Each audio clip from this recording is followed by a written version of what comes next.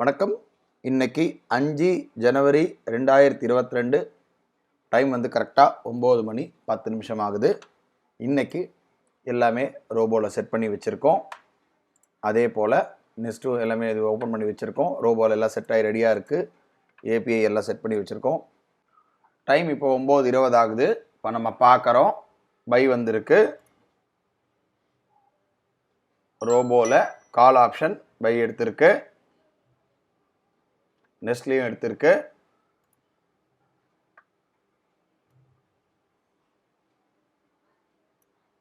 இப்போ பார்க்குறோம் 37,000 call option எடுத்திருக்கு. அது இப்போது எம்டிஎம் வந்து ஒரு 800 ரூபா கிட்ட இருக்கு.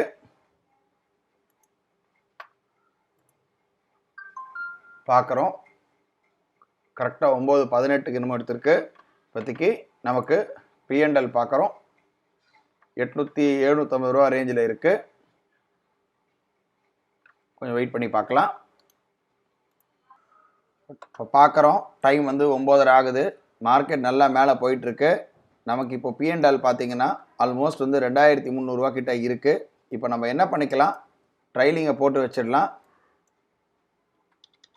2,000 ரூபா ப்ராஃபிட் வந்ததுன்னா எனக்கு ஒரு 300 ரூபா வந்து ட்ரைல் ஆகணும்.